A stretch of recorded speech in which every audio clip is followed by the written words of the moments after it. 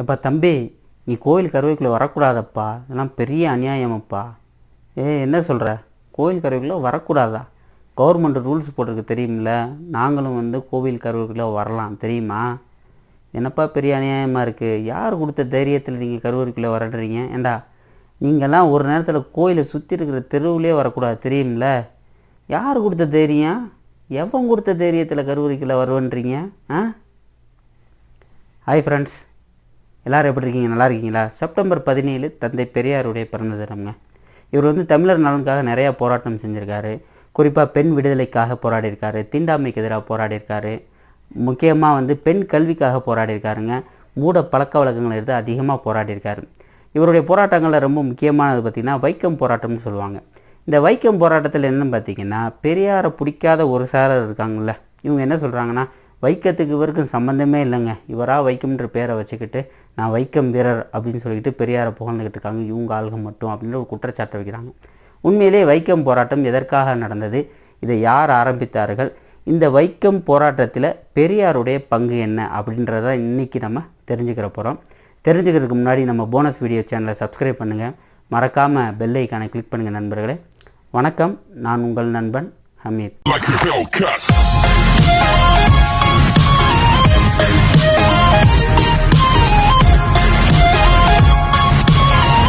வைக்கம் போராட்டம் எங்கே நடந்தது அப்படின்னு பார்த்தீங்கன்னா, கேரளாவில் உள்ள ஒரு கிராமம் தாங்க வைக்கம். அதாவது கோட்டயம் மாவட்டத்தில் ஒரு சிறு கிராமம் தான் வைக்கம். இங்கே சிவ ஆலயம்னு சொல்லியிருக்கு, சோமநாதர் ஆலயம்.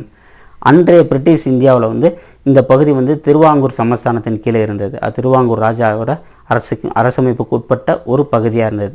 இந்த கோயிலை சுற்றி 4 தெரு இருக்குங்க. இந்த 4 தெருவில் யார் வேணாலும் நடக்கலாம். ஆடு நடக்கலாம், மாடு நடக்கலாம், நாய் நடக்கலாம், பூனை நடக்கலாம். ஆனால் இந்து சமுதாயத்தை சேர்ந்த ஒரு குறிப்பிட்ட சாதியினர் நடக்கக்கூடாது. அது யாருன்னு பார்த்தீங்கன்னா, தாழ்த்தப்பட்டோரும் ஈழவ சமுதாயம் அப்படின்னு சொல்கிற ஒரு சமுதாயம் இந்த தெருவில் நடக்கவே கூடாதுன்ற ஒரு அநீதி பல்லாண்டு காலமாக இருந்தது. எவ்வளோ பெரிய அநீதி பாருங்கள். ஒரு தெருவில் மனுஷன் நடக்கக்கூடாது அப்படின்றது எவ்வளோ பெரிய ஒரு அநீதி. அந்த அநீதி அந்த வைக்கத்தில் நடந்தது. இதை எதிர்த்து தான் போராட்டம் நடந்தது. இந்த போராட்டம் தான் வைக்கம் போராட்டம். இந்த வைக்கம் போராட்டத்தை ஆரம்பித்தது யாருன்னு பார்த்தீங்கன்னா, ஈழவர் தலைவரான டி.கே. மாதவன் தான் ஆரம்பிக்கிறாரு. இவங்களுக்கு உறுதுணையாக ஜார்ஜ் ஜோசப் மற்றும் கேசவ மேனன் அப்படின்னு சொல்லிட்டு காங்கிரஸ் பேரியக்கத்தை சேர்ந்த தலைவர்கள் இவருக்கு ஆதரவாக இருந்து இந்த போராட்டத்தை முன்னெடுத்து நடத்துகிறாங்க. நடத்தியவர்களுக்கு பெரியார் எப்படி தொடர்பு வராரு, பெரியாருக்கும் கேரளாவுக்கு என்ன சம்மந்தம்னு பார்த்தீங்கன்னா, இந்த போராட்டம் நடந்துக்கிட்டே இருக்க போகும்போது அந்த ராஜா இருக்கார் இல்லையா, திருவாங்கூர் ராஜா என்ன செய்கிறாரு, இந்த தலைவர்கள்லாம் பிடிச்சி திருவனந்தபுரம் மத்திய சிறையில் போட்டுறாரு. இது என்னப்பா பெரிய போராட்டம் ஆயிரும் அப்படின்னு சொல்லிட்டு மத்திய சிறையில் தலைவர்களை அடைச்சிடறாரு. அடைச்சவனே என்ன ஆகுது, தலைவர்கள் இல்லாமல் தொண்டர்கள் ரொம்ப தத்தளிக்கிறாங்க. அதாவது வழிகாட்டி வேணும்ல. ஒரு போராட்டம் நடக்குதுன்னா ஒரு தலைமை வேணும். இந்த தலைமை இல்லாமல் தவிக்கிறத பார்த்து ஜார்ஜ் ஜோசப் என்ன செய்கிறாருன்னா, காந்தியடிகளுக்கு ஒரு கடிதம் எழுதுறாரு, ராஜாஜிக்கு ஒரு கடிதம் எழுதுறாரு, பெரியாருக்கும் ஒரு கடிதம் எழுதுறாரு. இப்போ காந்தியடிகளும் ராஜாஜி என்ன சொல்கிறாங்கன்னா, நாங்கள் யாரையும் அனுப்ப முடியாது. அவர் தலைவர் கேட்டு அனுப்புகிறார், எங்களை யாராவது அனுப்புங்க இந்த போராட்டத்தை வெற்றிகரமாக நடத்துறதுக்கு, இல்லாட்டா எங்களுக்கு வேறு வழியே இல்லை, தலைவர்கள் யாரும் இல்லாட்டா நாங்கள் இந்த திருவாங்கூர் சமஸ்தானத்தை மன்னிப்பு கேட்கக்கூடிய சூழ்நிலை வந்துடும், போராட்டத்தை வாபஸ் பெறக்கூடிய சூழ்நிலை வந்துடும் அப்படின்னு சொல்லி நிலைமையை விளக்கி தலைவர்களை கேட்டு இந்த மாதிரி கடிதம் எழுதுகிறாங்க. காந்தியும் ராஜாஜியும் இதுக்கு முடியாது, எங்களால் ஒன்றும் செய்ய முடியாதுன்னு சொல்லிட்டு கையை விரிச்சிடுறாங்க. ஆனால் பெரியார்கிட்ட என்ன சொல்கிறாங்கன்னா, நீங்கள் வாங்க போராட்டத்துக்குன்னு பெரியாருக்கு அழைப்பே விடுக்கிறாங்க. பெரியார் 1க்கு 2 முறை கேட்குறாரு, நான் கண்டிப்பாக வந்தாகணுமான்ட்டு. இல்லை, நீங்கள் வந்தால் தான் இந்த போராட்டம் வெற்றி அடையும், நீர்த்து போகாமல் இருக்கும் அப்படின்னு சொல்லிட்டு கூப்பிட்றாங்க. பெரியாரும் இங்கே வைக்கத்துக்கு தன்னுடைய குடும்பத்தோடையும் ஒரு 50 பேர் தொண்டர்களையும் கூட்டுட்டு அங்கே வைக்கத்தில் போய் போராடுறாரு. சரி, பெரியார் எப்படி போராடுறாரு, அங்கே போய் என்ன செய்கிறாருன்னு பார்த்தீங்கன்னா, இந்த கோயிலை சுற்றி உள்ள தெருக்களில் உண்ணாவிரதம் இருப்பாங்க. அந்த தொண்டர்கள்லாம் உண்ணாவிரதம் இருப்பாங்க, சத்தியாகிரக உண்ணாவிரதம். இவங்களுக்கு போலீஸ் தடியடி இருக்கும், திட்டுவாங்க அசிங்கமாக. அது மட்டும் இல்லாமல் இந்த தீண்டாமை ஆதரிக்கக்கூடிய மேல்தட்டு மக்கள் இருக்காங்க இல்லையா, அதாவது வைதிகர்கள், இவங்க செட் பண்ண ஆள்களும் சத்தியாகிரகில் போய் துன்புறுத்துவாங்க. இப்படி கொடுமைகள்லாம் நடந்தது. ஆனால் இதற்கெல்லாம் அசராத பெரியார் என்ன செஞ்சார், தொடர்ச்சியாக பக்கத்தில் உள்ள ஊர்களுக்கெல்லாம் சுற்றுப்பயணம் போனார். தீண்டாமையுடைய கொடுமைகளை பற்றி மக்கள்கிட்ட விளக்கம் சொல்லி எல்லா இடங்கள்லையும் மக்களை பிரெயின் வாஷ் பண்ணி தீண்டாமையோட கொடுமைகளை அவங்களுக்கு எடுத்து சொல்லி மக்களை போராட்டத்தின் பக்கம் இழுக்கிறாரு. இதில் அமோக ஒரு வெற்றிகரமான ஒரு போராட்டமாக இருக்குது. இதை கண்டு என்ன ஆகுது அப்படின்னு பார்த்தீங்கன்னா, திருவாங்கூர் ராஜா பயப்படுறாரு, என்னடா இது பெரிய ஒரு புரட்சி போராட்டமாக பெரியார் கொண்டு போயிடுவார் போலண்டு. இன்னொன்று முக்கியமான விஷயம், போராட்டத்துக்கு பொருளாதாரம் ரொம்ப முக்கியம். இவர் கேன்வாஸ் பண்ணதும் இல்லாமல் பொதுவாக நிதி திரட்டவும் ஆரம்பிச்சிட்டாரு போராட்டத்துக்கு. ஸோ நல்ல நிதியும் வந்து இந்த போராட்டத்துக்கு கிடைக்க ஆரம்பிச்சிருச்சு. இதை பார்த்து ராஜா என்ன செஞ்சிடறாரு, உடனடியாக பெரியாரை பேசுவதற்கு தடை விதிக்கிறாங்க. அதுக்கப்புறம் கோட்டயம் மாவட்டத்துக்குள்ளேயும் இந்த வைக்கம் ஊருக்குள்ளேயும் இந்த பெரியார் போகக்கூடாதுன்னு சொல்லிட்டு தடை விதிக்கிறாங்க. ஆனால் தடையை மீறி வந்து பெரியார் செய்கிறார். அதுக்கப்புறம் நீதிமன்றத்தில் பெரியாரை ஒப்படைக்கிறாங்க. நீதிமன்றம் வழக்கை விசாரித்து அவருக்கு காவல் தண்டனை 1 மாதம் கொடுக்குது. இந்த 1 மாதத்தில் வந்து சிறையில் வந்து கழிச்சிடுறாரு. இந்த சிறையிலேருந்து விடுதலை அடைஞ்சோடனே மக்களும் அந்த அரசாங்கமும் என்ன நினச்சது, அவ்வளோதான் பெரியார் வந்து நீ ஈரோட்டுக்கே போயிடுவார், இந்த போராட்டம் அவ்வளோதான் அப்படின்னு நினச்சாங்க. ஆனால் யாரும் எதிர்பாராத விதமாக திருப்பியும் வைக்கத்துக்கு போய் கடுமையாக போராடுறாரு. அப்போ வந்து கவர்மெண்ட்டை ஒரு கேள்வி கேட்குறாரு. அதாவது கவர்மெண்ட்டு அன்றைக்கு ராஜா, திருவாங்கூர் ராஜாட்ட கேள்வி கேட்குறாரு, என்னப்பா இது பெரிய அநியாயமாக இருக்குது, ஒரே மதத்தில் இருக்கக்கூடிய இந்து மக்களை வந்து இந்த தெருவில் நடக்க முடியாதுன்னு சொல்கிறீங்க, இதே மற்ற மதத்துக்காரங்களாம் நடக்கிறாங்களே, கிறிஸ்துவர்கள் நடந்து போகிறாங்க, முஸ்லீம்கள் நடந்து போகிறாங்க, இது என்னப்பா அநியாயமாக இருக்குது அப்படின்னு சொல்லிட்டு அறிவுபூர்வமாக வாதம் வைக்கிறார். அதுக்கு அவங்க என்ன சொல்கிறாங்க தெரியுமா, வேணாம் அவங்களையும் நாங்கள் தடை பண்ணிடுறோம், முஸ்லீம்களும் நடக்கக்கூடாது கிறிஸ்தவர்களும் நடக்கக்கூடாது அப்படின்னு சொல்லிட்டு அவங்க தடை போடுறாங்க. இதை கேட்டு பெரியார் என்ன சொல்கிறார், இது என்னப்பா அநியாயமாக இருக்குது, நான் பசிக்குதுன்னு சொல்லிட்டு சாப்பாடு கேட்குறேன், அதுக்காக சாப்பிட்றவன் தட்டை பிடிங்க அவனும் சாப்பிடக்கூடாதுன்னு சொல்கிறீங்களே, இது பெரிய அநியாயம் இல்லையா அப்படின்னு சொல்லிட்டு அறிவுபூர்வமாக மக்களுக்கும் எடுத்து சொல்கிறார், கவர்மெண்ட்டையும் கேள்வி கேட்குறாரு. இவரோட தொல்லை தாங்க முடியாமல் திருப்பி என்ன செய்கிறாங்க, சிறையிலிருந்து வந்து 27 நாள் தான் திருப்பி அரெஸ்ட் பண்ணி கோர்ட்டில் ஒப்படைக்கிறாங்க. கோர்ட்டும் பார்க்குறது, ஏற்கனவே இவருக்கு வந்து ஒரு கடுங்காவல் ஒரு தண்டனை கொடுத்தோம், அதுலேயும் இவர் திருந்தலை, கோர்ட்டு பேச்சை வேறு மீறி இருக்காரு அப்படின்னு சொல்லிட்டு கடுங்காவல் தண்டனையாக கொடுத்துட்றாங்க.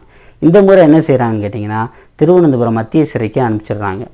இதில் தான் வந்து பழைய தலைவர்களும் இருக்காங்க, காங்கிரஸ் தலைவர்கள் George Joseph, Kesava Menon, T K. மாதவனும் வந்து இந்த சிறையில் தான் இருக்காங்க. ஆனால் பெரியாரை வந்து ரொம்ப மோசமான சூழ்நிலையாக நடத்துகிறாங்க. எப்படின்னு கேட்டிங்கன்னா, அவங்களுக்கெல்லாம் வந்து அரசியல் கைதி அப்படின்னு சொல்லி ஒரு அந்தஸ்தோட எந்த ஒரு பிரச்சனையும் இல்லாமல் நல்லபடியாக இருக்காங்க. ஆனால் பெரியாரை வந்து துன்புறுத்துகிறாங்க. அவருக்கு தலையில் விலங்கு மாட்டிடுறாங்க, கழுத்தில் விலங்கு, காலில் விலங்கு, யூனிஃபார்மு, கைதி நம்பர், இப்படி பெரும் கொடுமைகளையும் நடக்குது. அதே சமயத்தில் பார்த்திங்கன்னா கைதிகள்லாம் வேலை செய்வாங்க இல்லையா, சாதாரண கைதிகள் வேலை செய்கிறத விட 2 மடங்கு வேலை வந்து பெரியாருக்கு கொடுக்கப்பட்டு துன்புறுத்தப்படுறார். இதை வந்து நேரடியாக யார் பார்க்குறாருன்னு பார்த்தீங்கன்னா, கேசவ மேனன் தலைவர் இருக்கார்ல, அவர் பார்த்து கொந்தளிக்கிறார். இது என்னடா அநியாயமாக, நேரடி சாட்சி அவர் தான், இந்த துன்புறுத்தலுக்கு நேரடி சாட்சியே கேசவ மேனன் தான். இவர் வந்து கவர்மெண்ட்டுக்கு ஒரு கடிதம் எழுதுறாரு, இது வந்து பெரியார் வந்து ஒரு பெரிய ஆள், அரசியல் மதிப்பு கொடுங்க அவருக்கு, இவரை கொடுமைப்படுத்தாதுன்னு. ஆனால் அவர் விடுதலை ஆகிற வரைக்கும் கவர்மெண்ட்டை அதை காதில் வாங்கவே இல்லை. ரொம்ப கஷ்டப்பட்டு சிறையிலிருந்து விடுதலை ஆகிறார். விடுதலை ஆனவுடனே என்ன ஆகுதுன்னு கேட்டிங்கன்னா, மறுபடியும் வந்து நாகர்கோவில், திருவனந்தபுரம் இந்த மாதிரி கேரளாவிலே இருந்து வைக்கத்துக்கு போய் போராடுறாரு. திருப்பியும் பேச்சு மக்களை வந்து திசை திருப்புறாரு. அதாவது திசை திருப்புனா கவர்மெண்ட்டுக்கு எதிராக வந்து இந்த வைக்கம் அநீதியை எதிர்த்து போராட சொல்லி மக்களை வந்து ஒன்று திரட்டுறாரு. ஒன்று திரட்டி கொண்டு திருப்பி என்ன செய்கிறார், ஈரோட்டுக்கு வர்றார். ஈரோட்டுக்கு வந்தவொடனே என்ன ஆகுதுன்னா, மெட்ராஸ் மாகாணத்துடைய காவல்துறை வந்து பழைய கேஸை வந்து ஒரு தூசி தட்டி அவரை கைது பண்ணிடுது. இதுக்கு காரணம் என்னென்னு பார்த்தீங்கன்னா, திருப்பி வந்து பெரியார் வந்து வைக்கத்துக்கு போகக்கூடாதுன்றது பழைய கேஸை தூசி தட்டி அவரை வந்து சிறையில் அடைச்சிடறாங்க. ஸோ இந்த அடிப்படையில் வந்து இவர் வந்து வைக்கத்துக்காக மிக முக்கியமாக போராடக்கூடிய அந்த போராட்டத்தை வந்து மரணத்தின் பக்கம் செல்லாமல், அதாவது போராட்டம் நீர்த்து போகாமல் செய்யாமல் உயிரோட்டமாக வைத்திருந்த ஒரு மனிதர் தான் வந்து பெரியார். இந்த அடிப்படையில் திருவாங்கூர் சமஸ்தானம் சொன்ன அடிப்படையில் தான் வந்து மெட்ராஸ் மாகாண போலீஸ் வந்து இவர் அரெஸ்ட் பண்ணி போயிடறாங்க. ஏன்னா திருப்பி வந்து வைக்கத்துக்கு இவர் போயிடுவார் அப்படின்னு அச்சப்பட்டு அந்த கைது நடந்தது. தொடர்ச்சியாக இந்த சிறையில் இருந்தனால அவர் வந்து வைக்கத்துக்கு அடுத்தடுத்து போக முடியல. ஒரு கட்டத்தில் வந்து வைக்கம் போராட்டம் வந்து நிறைவடையுது. அதாவது 1924 ஆரம்பித்த போராட்டம் 25 நவம்பர் மாதத்தில் வந்து முடிவடையுது. எப்படின்னு பார்த்தீங்கன்னா, காந்தி தலைமையில் பேச்சுவார்த்தை நடக்குது. யார், திருவாங்கூர் சமஸ்தானம், காந்தியடிகள், உண்ணாவிரத போராட்ட தியாகிகள், இவங்களுக்கெல்லாம் பேச்சுவார்த்தை நடந்து இந்த கோயிலில் சுற்றி இருக்கிற 4 தெருவில் வந்து 3ல் மக்கள் நடமாடலாம் அப்படின்னு சொல்லிட்டு ஒரு இணக்கமான ஒரு ஒப்பந்தம் வருது. இருந்தாலும் காந்தியடிகளுக்கு இந்த ஒப்பந்தம் வந்து பிடிக்கல. அதே சமயம் பெரியாருக்கும் பிடிக்கல. ஏன்னா 4 தெருவில் நடக்க கேட்டோம், 3 இதெல்லாம் கொடுத்துருக்காங்க அப்படின்னு சொல்லிட்டு அவங்களுக்கு ஒரு அரை மனிதோடு இந்த ஒரு வெற்றியை வந்து கொண்டாடக்கூடிய ஒரு சூழல் வந்தது. அதில் வந்து கேரளத்தவர்கள் வந்து என்ன செஞ்சாங்கன்னா, பெரியார் தலைமையில் இந்த வெற்றி விழாவை கொண்டாடணும் அப்படின்னு சொல்லிட்டு பெரியாரை வந்து அழைப்பு விடுத்தாங்க. பெரியாரும் அந்த அழைப்புக்கு சென்றார். அதாவது வெளி மாநிலத்தவர்கள், கேரளாவை தவிர்த்து மற்ற மாநிலங்களிலிருந்து கலந்துக்கிட்ட ஒரே தலைவர் யாருன்னு பார்த்திங்கன்னா பெரியார் தான். பெரியாருடைய சிலையும் அங்கே நிறுவப்படுது. இன்றளவும் அவருக்கு அங்கே பாராட்டு விழா நடத்தப்படுகிறது. பெரியார் தலைமையில் தான் வந்து அந்த வெற்றி விழாவும் நடந்தது. இது போக இந்த வைக்கம் போராட்டம் இப்படித்தான் வந்து நிறைவடைந்தது. இதில் இன்றைக்கி என்னென்னு கேட்டிங்கன்னா, வைக்கத்துக்கும் பெரியாருக்கும் என்ன சம்மந்தம்னு கேட்குறாங்க இல்லை. இப்போ இதுக்கு ஒரு சின்ன உதாரணம் என்னென்னு பார்த்தீங்கன்னா, இப்போ 2011 வேர்ல்டு கப்பு கிரிக்கெட்டில் பார்த்தீங்கன்னா எல்லாரும் தான் விளாண்டாங்க. ஆனால் அந்த விளையாட்டை வந்து வெற்றிகரமாக நடத்தி கொண்டு போனாங்க அப்படின்னா தோனி தான் மேன் ஆஃப் த மேட்ச். அந்த மாதிரி வைக்கம் போராட்டத்துடைய மேன் ஆஃப் த மேட்ச் யாருன்னு பார்த்தீங்கன்னா தந்தை பெரியார் தான். வையகம் உள்ள வரை வைக்கம் வீரர் யாருன்னு பார்த்தீங்கன்னா தந்தை பெரியார் தாங்க. அவருக்கு பிடிக்காதவங்க 1000 விமர்சனம் சொல்லலாம், ஆனால் அதெல்லாம் வந்து மறையவே மறையாது. இன்றைக்கி எவ்வளவு பெரியாருடைய விஷயங்கள் தேவையாக இருக்கோ அதே அளவு அவர் மீது உள்ள அவதூறு வந்து அதிகம் பரப்பப்படுது. அதற்காக என்ன செய்யணும்னு கேட்டிங்கன்னா, அவதூறுகள் மத்தியில் வந்து அவருடைய நல்ல விஷயங்களை வந்து மக்கள் மத்தியில் நம்ம பரப்ப கடமைப்பட்டிருக்கோம் நண்பர்களை. அதாவது வரலாற்று விஷயங்கள் எப்பயுமே எப்படின்னு பார்த்தீங்கன்னா, இப்போ நீங்கள் படகுல நம்ம போகும்போது கடலில் தத்தளிச்சுக்கிட்டு இருப்போம் திசை தெரியாமல், ஆனால் நட்சத்திரங்கள் வந்து வழிகாட்டும். அந்த மாதிரி தத்தளித்து கொண்டிருக்கிற சமுதாயத்திற்கும் இனத்திற்கும் வந்து வழிகாட்டி தான் வந்து வரலாறுகள். ஸோ வரலாற்றின் வழியில் வந்து தொடர்ச்சியாக நாம் பயணிப்போம் நண்பர்களே. மீண்டும் ஒரு நல்ல தகவலுடன் அடுத்து வந்து உங்களை சந்திக்கிறேன் நண்பர்களே. அது மட்டும் இல்லாமல் இந்த பெரியாரை பற்றி தகவல் வந்து தெரிந்தவர்கள் வந்து தயவுசெய்து இந்த வீடியோ பார்க்க வேண்டாம், ஆனால் ஷேர் பண்ணுங்கள். எத்தனையோ பேர் இந்த வைக்கம் போராட்டத்தை பற்றி தெரியாமல் இருப்பாங்க, பெரியாருடைய போராட்டத்தை பற்றி தெரியாமல் இருப்பாங்க.